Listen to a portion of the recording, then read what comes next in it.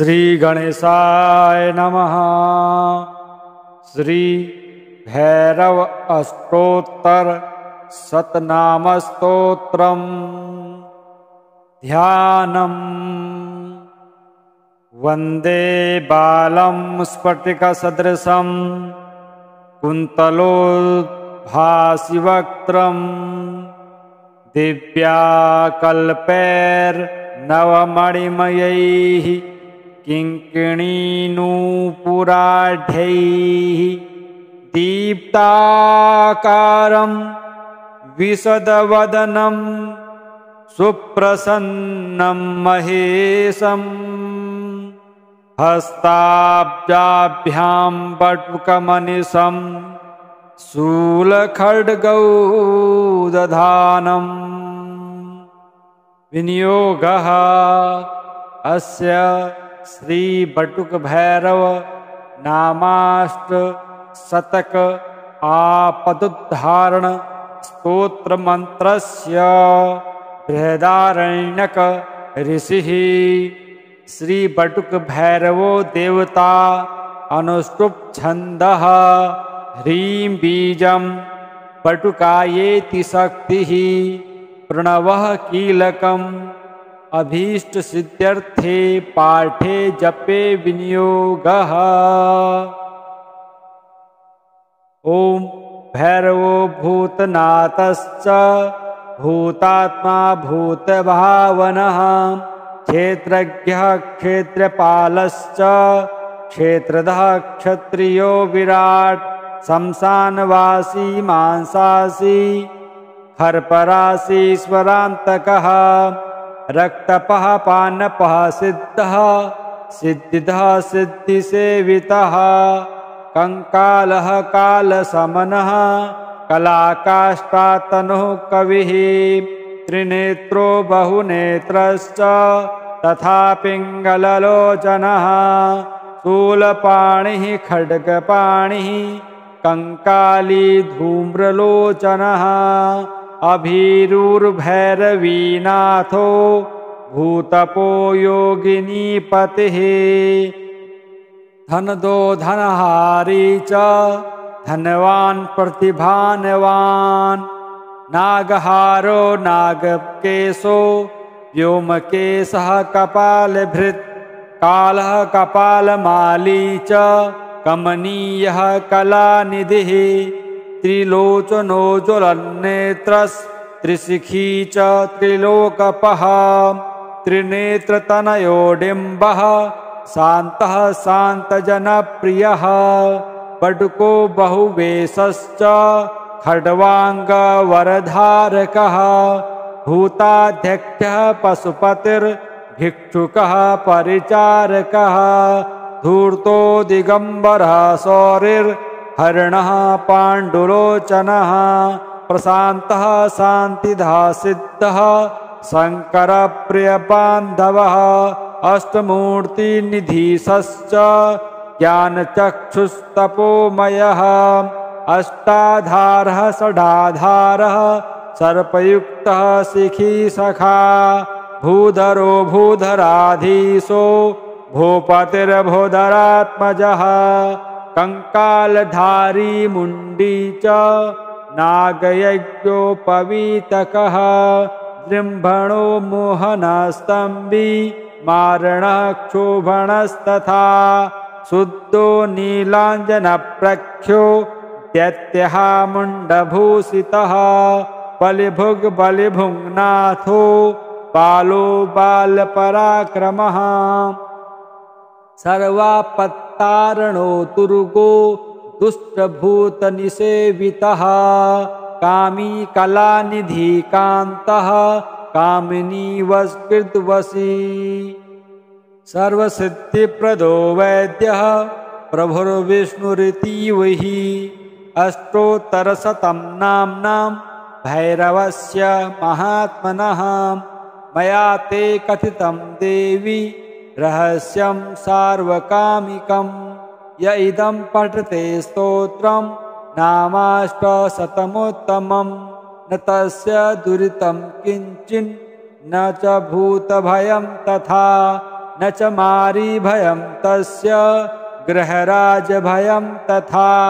न शत्रुभ्यो भयं किञ्चित् प्राप्नुयान्मानवः क्वचित् पातकानां भयं नैव यः पठेत् स्तोत्रमुत्तमम् मारीभये राजभये तथा चौराग्निजे भये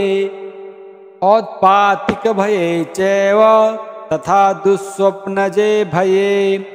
बन्धने च तथा घोरे पठेत् स्तोत्रमनुत्तमम् सर्वं प्रशममायाति भयं भैरवकीर्तनात् ॐ भैरवो भूतनाथश्च भूतात्मा भूतभावनः क्षेत्रज्ञः क्षेत्रपालश्च क्षेत्रदः क्षत्रियो विराट् शमशानवासी मांसासी खर्परासीश्वरान्तकः रक्तपः पानपः सिद्धः सिद्धिदः सिद्धिसेवितः कंकालः कालसमनः कलाकाष्ठातनुः कविः त्रिनेत्रो बहुनेत्रश्च तथा पिङ्गललोचनः शूलपाणिः खड्गपाणिः कंकाली धूम्रलोचनः अभीरुर्भैरवीनाथो भूतपो योगिनीपतिः धनदो धनहारी च धनवान् प्रतिभानवान् नागहारो नागकेशो व्योमकेशः कपालभृत् कालः कपालमाली च कमनीयः कलानिधिः त्रिलोचनो ज्वलन्नेत्रस्त्रिशिखी च त्रिलोकपः त्रिनेत्रतनयो डिम्बः शान्तः शान्तजनप्रियः बटुको बहुवेशश्च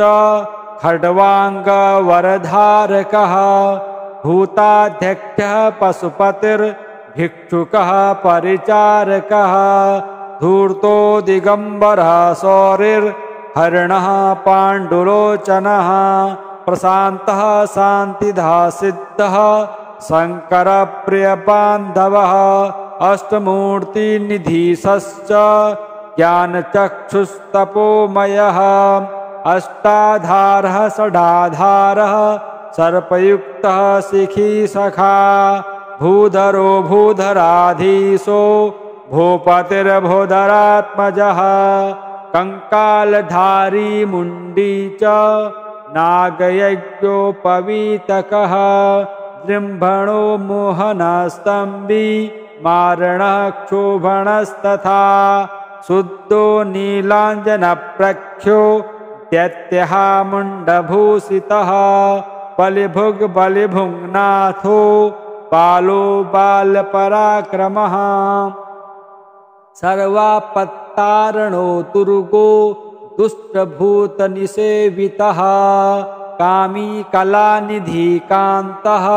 कामिनी वस्कृतवशी सर्वसिद्धिप्रदो वैद्यः प्रभुर्विष्णुरितीवहि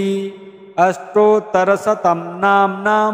भैरवस्य महात्मनः मया ते कथितं देवी रहस्यं सार्वकामिकं य इदं पठते स्तोत्रं नामाष्टशतमुत्तमं न तस्य दुरितं किञ्चिन् न च भूतभयं तथा न च मारीभयं तस्य गृहराजभयं तथा न शत्रुभ्यो भयं किञ्चित् प्राप्नुयान्मानवः क्वचित् पातकानां भयं नैव यः पठेत् स्तोत्रमुत्तमम् मारीभये राजभये तथा चौराग्निजे भये औत्पातिकभये चैव तथा दुःस्वप्नजे भये बन्धने च तथा घोरे पठेत् स्तोत्रमनुत्तमम् सर्वं प्रशममायाति भयं भैरवकीर्तनात् ॐ भैरवो भूतनाथश्च भूतात्मा भूतभावनः क्षेत्रज्ञः क्षेत्रपालश्च क्षेत्रदः क्षत्रियो विराट् शमशानवासी मांसासी हर्परासीश्वरान्तकः रक्तपः पानपः सिद्धः सिद्धिदः सिद्धिसेवितः कंकालः कालसमनः कलाकाष्ठातनुः कविः त्रिनेत्रो बहुनेत्रश्च तथा पिङ्गललोचनः शूलपाणिः खड्गपाणिः कंकाली धूम्रलोचनः अभीरुर्भैरवीनाथो भूतपो योगिनीपतिः धनदो धनहारी च धनवान् प्रतिभानवान् नागहारो नागकेशो व्योमकेशः कपालभृत् कालः कपालमाली च कमनीयः कलानिधिः त्रिलोचनो ज्वलन्नेत्रस्त्रिशिखी च त्रिलोकपः त्रिनेत्रतनयो डिम्बः शान्तः शान्तजनप्रियः पटुको बहुवेशश्च खड्वाङ्गवरधारकः भूताध्यक्षः पशुपतिर्भिक्षुकः परिचारकः धूर्तो दिगम्बरः शौरिर्हरिणः पाण्डुलोचनः प्रशान्तः शान्तिधः सिद्धः शङ्करप्रियबान्धवः अष्टमूर्तिनिधीशश्च ज्ञानचक्षुस्तपोमयः अष्टाधारः षडाधारः सर्पयुक्तः शिखी सखा भूधरो भूधराधीशो भूपतिर्भूधरात्मजः कंकालधारी मुण्डी च नागयज्ञोपवीतकः जृम्भणो मोहनस्तम्बी मारणः क्षोभणस्तथा शुद्धो नीलाञ्जनप्रख्यो दैत्यः मुण्डभूषितः बलिभुग् बलिभुङ्नाथो बालो बालपराक्रमः सर्वापत्तारणो दुर्गो दुष्टभूतनिसेवितः कामी कलानिधि कान्तः कामिनी वस्कृतवशी सर्वसिद्धिप्रदो वैद्यः प्रभुर्विष्णुरितीवहि अष्टोत्तरशतं नाम्नां भैरवस्य महात्मनः मया ते कथितं देवी रहस्यं सार्वकामिकं य इदं पठते स्तोत्रं नामाष्टशतमुत्तमं न तस्य दुरितं किञ्चिन् न च भूतभयं तथा न च मारीभयं तस्य गृहराजभयं तथा न शत्रुभ्यो भयं किञ्चित् प्राप्नुयान्मानवः क्वचित् पातकानां भयं नैव यः पठेत् स्तोत्रमुत्तमं मारीभये राजभये तथा चौराग्निजे भये औत्पातिकभये चैव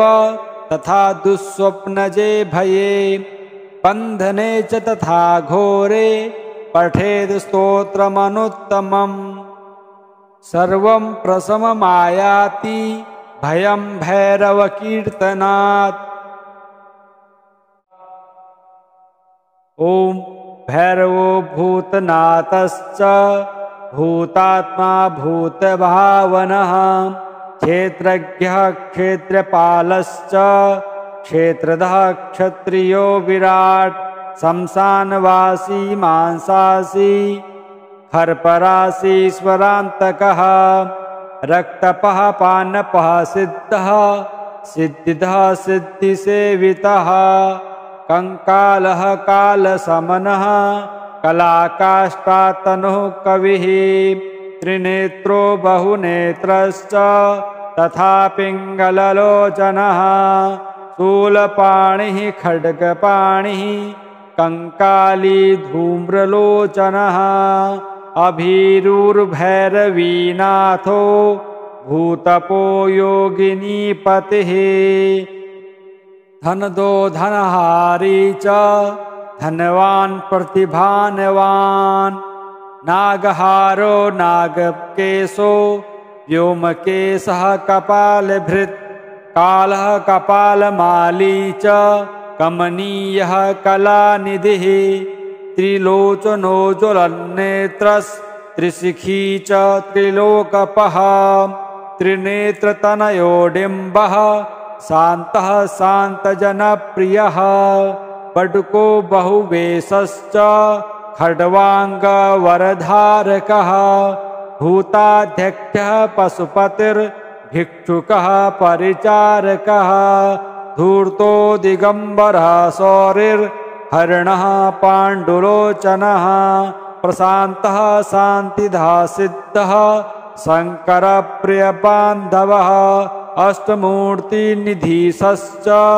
ज्ञानचक्षुस्तपोमयः अष्टाधारः षडाधारः सर्पयुक्तः शिखीसखा